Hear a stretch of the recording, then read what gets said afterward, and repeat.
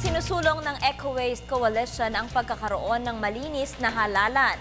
Maliban sa sapat at walang bahid na botohan, pinaalalahanan din ng grupo ang kahalagahan ng malinis na kapaligiran. Para sa detalye, balitaan mo kami, Jules Dia.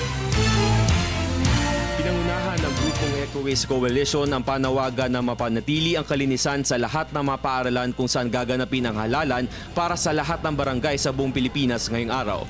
Inaasahan ng lahat ng mabotante ay maging responsable sa kanilang kapaligiran sa pamamagitan ng hindi pagkakalat sa kani-kanilang mga presinto.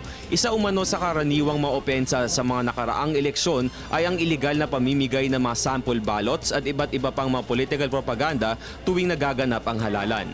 Hinikayat ng Eco Waste ang mga botante na gumawa ng isang kodigo kung saan nakalista na ang kanilang mga iboboto bilang manual voting ang moda ng eleksyon ngayong araw. Gayon na rin ang hindi pagtanggap ng mga sample ballots na makalilikha rin ng dagdag na kalat.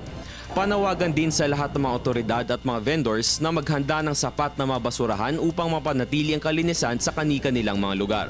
Nilinaw ng grupong Eco Waste na ang pagkakalat ay labag sa Republic Act 9003 o Ecological Solid Waste Management Act. Ang mga magkakasala ay pagbabayarin ng halagang 300 pesos hanggang 1,000 piso na yung pagbibigay ng isang araw ng community service sa isang araw hanggang 15 araw. Hinamon din ng Eco Waste Coalition ang lahat ng mga kandidato na pangunahan ng paglilinis at pag-alis ng kanilang mga campaign posters at banners. Para sa Telebisyon ng Bayan, ako si Jules Ia.